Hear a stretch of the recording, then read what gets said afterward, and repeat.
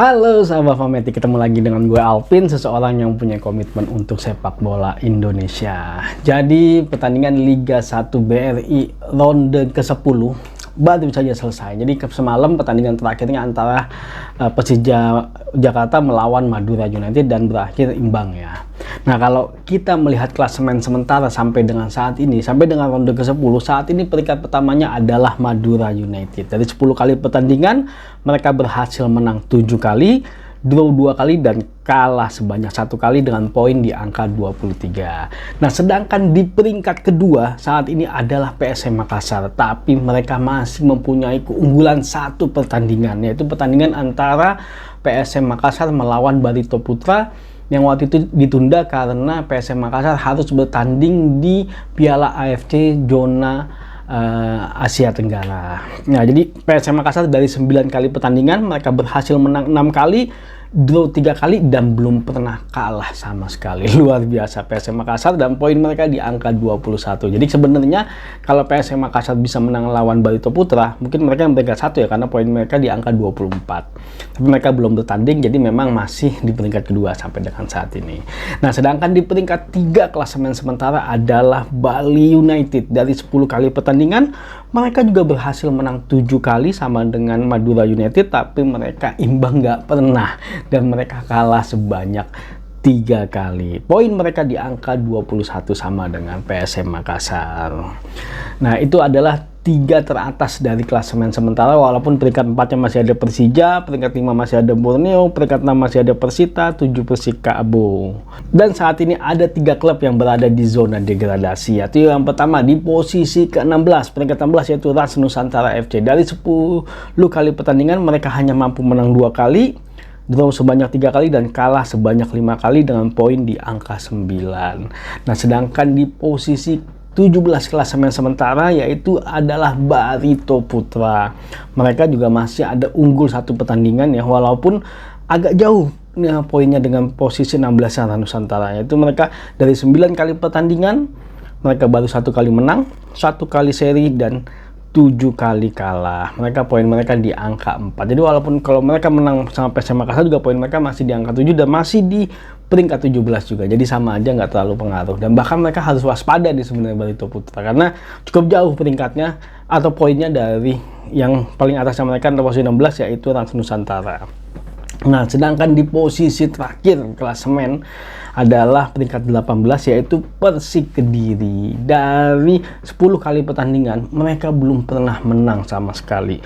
Mereka hanya mampu draw sebanyak 3 kali dan mereka kalah sebanyak 7 kali. Dan poin mereka di angka 3. Jadi 3 klub ini harus waspada, terutama Barito dan Persik Kediri, karena Rans Nusantara cukup bisa mengimbangi poinnya dengan klub-klub di atasnya. Ada Bayangkara, ada Persebaya, ada Persis Solo. Poin mereka tidak begitu jauh ya, dan mereka masih cukup banyak peluang lah kalau menurut gua. Tapi Barito Putra dan Persik Kediri harus mereka waspada, jangan sampai mereka terus terpuruk dan akhirnya mereka terdegradasi ke Liga 2, dan itu menjadi faktor yang sangat penting nih buat mereka, harus bisa berubah. Nah, pertandingan selanjutnya masih cukup panjang, yaitu di tanggal 29 September 2022. Jadi hampir sekitar 2 minggu lagi baru pertandingan akan dilanjutkan kembali, karena memang saat ini juga ada agenda tim nasional, yaitu ada Piala AFC yang saat ini berlangsung di Surabaya, dan nanti juga tanggal 24 sama tanggal 27 kalau nggak salah ada FIFA Match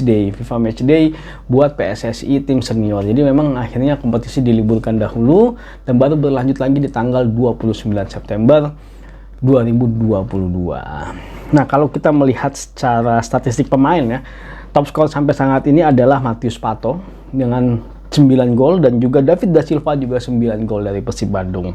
Dan peringkat ketiganya adalah Spaso dari Bali United dengan 7 gol. Kalau secara assist yang paling banyak saat ini adalah Fadil Sausu.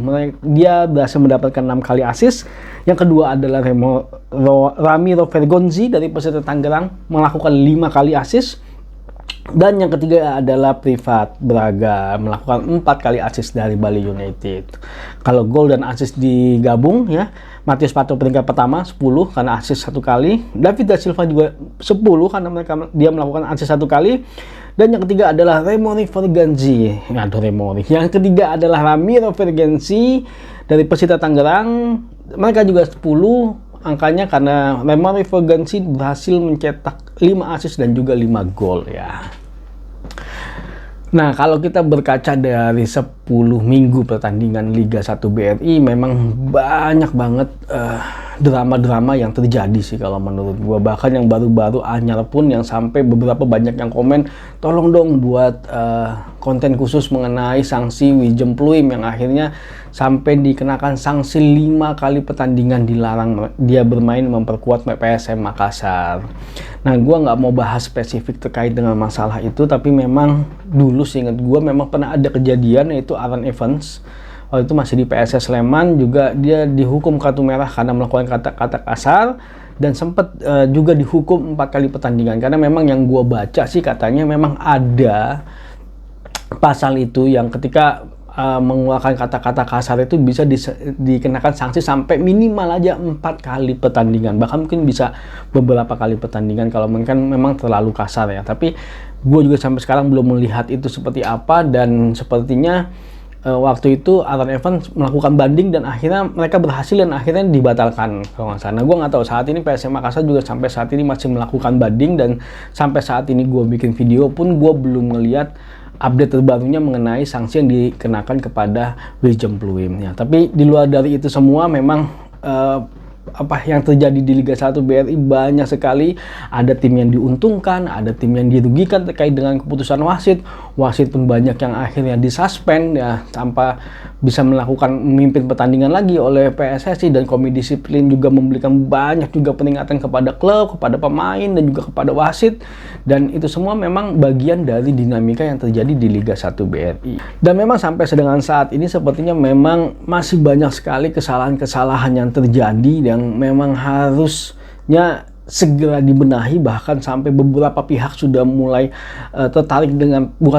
mulai memberikan perhatian khusus kepada PSSI, seperti Mata Najwa juga membuat beberapa konten yang akhirnya cukup terangkat masalah mafia sepak bola, dan ada beberapa para pengamat sepak bola yang juga memberikan pandangannya mereka, dan itu semua adalah bagian dari proses kalau menurut gua. Dan memang kita akui dalam PSSI masih banyak permasalahan. Kalau menurut gua pribadi masih banyak permasalahan, dan mau nggak mau memang harus dibenahi, dan nggak bisa segampang itu dengan membalikan telapak tangan kalau menurut gua. Dan itu memang harus melalui proses, dan kalau gua pribadi ngelihatnya proses itu mulai terjadi, dan memang masih banyak PR-nya menurut gua. Dan mungkin untuk membenahi ini butuh waktu, nggak cuman hanya sekedar 1, 2 tahun, 3 tahun, 4 tahun gitu. Bahkan mungkin bisa puluhan tahun kita untuk membenahi ini. Yang penting regenerasi itu sangat perlu, dan generasi-generasi penerusnya juga harus mempunyai idealisme yang cukup, bahkan mereka bisa mampu menahan itu. Jadi jangan sampai ketika mereka sudah terjun ke dalam dunia sepak bola Indonesia, ketika mereka sudah berada di dalam, mereka akhirnya idealismenya juga berubah. Nah, ini mungkin yang perlu diwaspadai sih kalau menurut gua. Kalau menurut gua, kita harus bisa melakukan sesuatu walaupun itu sedikit kalau menurut gua. Jadi generasi-generasi peneruslah adalah yang memegang peranan. Jadi jangan salahkan kepada lembaganya atau PSSI. Kalau menurut gua pribadi, salahkanlah orang-orang yang ada di dalamnya, karena sebenarnya lembaga itu adalah cerminan dari orang-orang yang ada di dalamnya. Nah, bahkan gue dulu inget banget waktu gue dulu zaman kampus, gue pernah protes gitu.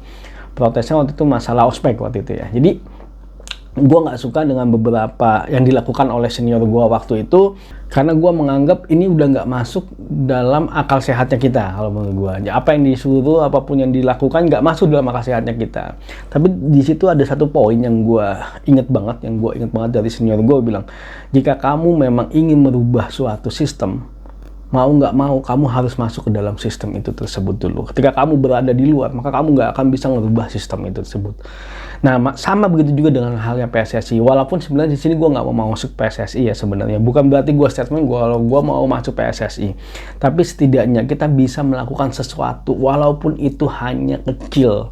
walaupun itu hanya sekedar misalnya lu mau ngebuat SSB, ataukah walaupun itu lu sekedar hanya ingin memberikan masukan dengan membuat podcast, itu walaupun hanya dengan sekecil itu, gue yakin itu akan membawa pengaruh yang positif selama niat kita memang positif di situ dan niat kita memang tulus untuk membantu perkembangan sepak bola Indonesia. Jadi kalau menurut gue, jangan cuma sekedar hanya memberikan kritik ataupun melakukan umpatan-umpatan yang menurut gua nggak berguna. Ya yuk kita lakukan sesuatu lah. Setidaknya apa yang bisa lu lakuin, itu yang lu lakuin. Dan semoga itu menjadi salah satu jalan supaya sepak bola Indonesia menjadi lebih baik.